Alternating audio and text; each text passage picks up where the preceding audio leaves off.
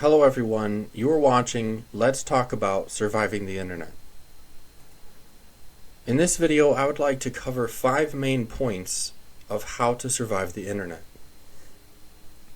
Now this is kind of an overview from a video I made for my website. So if you'd like to watch the longer version with more detail, you can go to dinagloss.com and go to the videos section and you should find it under there. So, point 1 is intentionally look for trusted sources.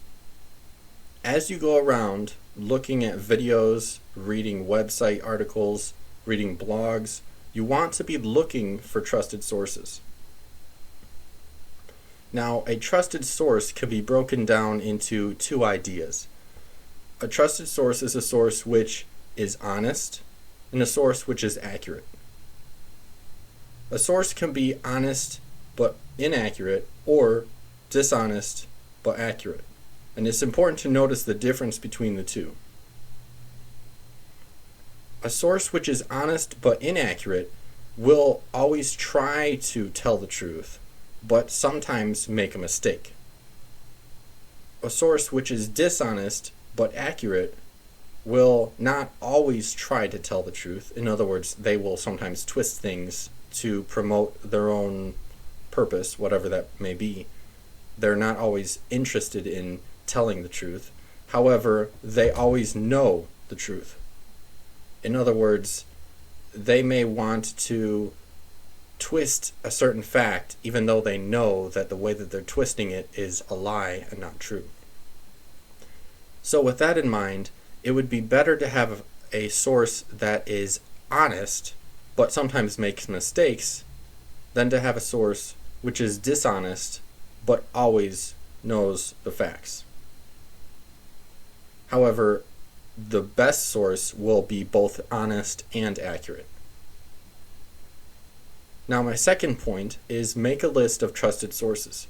So as you are finding these sources, you should be making a list of them. Don't be afraid to add a new source if they seem to be trustworthy, and don't be afraid to add or to take away a source if they seem to not be trustworthy because maybe they're dishonest or they just don't know what they're talking about. And as you make your list, don't be afraid to replace one source with another depending on which source is the most trustworthy or the best source to listen to. So as you make your list, as you add new sources, take away old sources, replace sources, things like that, your list of sources will get better and better, and you will have better and better sources to listen to. And make sure that you never get to a point where you think that your list is perfect. No list is perfect. Sources are always going to come up that are better, and sources are always going to become degraded because maybe they start talking about things that they don't really know much about, or maybe because they stop being as honest as they once were. My third point is listen to what other people say. So this may be reading the comments below a video on YouTube. This may be watching another video elsewhere about a certain person. This may be reading website articles. So for example, looking for something on Google, looking up a certain person or source on Google.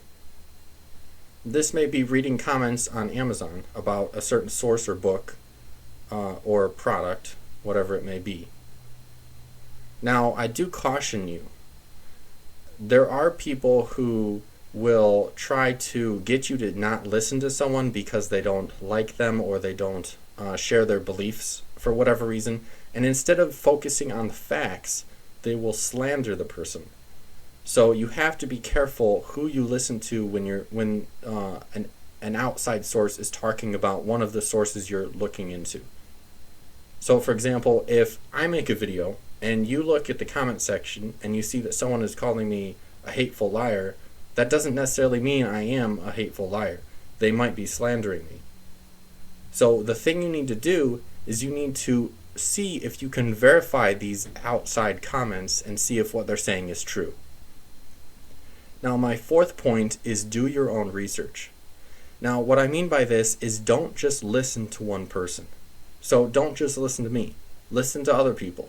There's a lot of different people who, if they are honest, and if they do generally know what they're talking about, will give you very good information, and might even give information from a different perspective, or a slightly different perspective than what I'm giving information as, and it will help to give you a better overall view of the subject than to just listen to one person. Listening to multiple people also helps keep you from believing something that's a lie. So if a person does happen to be dishonest, and you listen to someone else on the same subject, then you can see that there's a clear disagreement on the facts, and that either they disagree or one of them might be lying. Now again, be careful to just assume that someone's lying. That's one of the things that I see a lot on YouTube, where people just call other people liars for no reason. There's many reasons why people would disagree besides just lying. So don't assume that someone is a liar just because they disagree with each other. But doing your own research will help you to see these disagreements, will help you to see if someone really is lying, and it will help you to get a better perspective on the subject, just in general. Now, number 5, be open-minded but use evidence. Now, being open-minded means that you listen to what other people have to say. It does not mean you have to believe what everyone says. It means that you just listen to what everyone says. You are still going to be coming to your own conclusions on the subject, but you want to listen to several points of views because it gives you a better perspective. It gives you different viewpoints of the subject, and by comparing different views, you can compare and see which one seems to be more factual, which one seems to be less factual, which one seems to be more focused on feelings, which one seems to be more accurate overall. And then the second part of my point here is use evidence.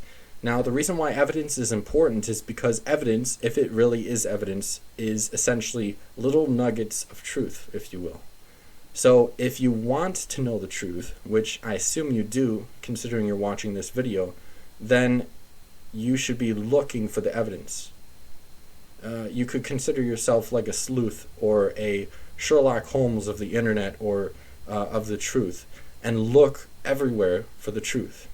And if you are open-minded and you look for the evidence, then you will find that it's a hard road to take because there's lots and lots of things to learn. However, you will grow, you will learn more, you will gain experience, and you will gradually, slowly move towards understanding, knowing, and believing the truth.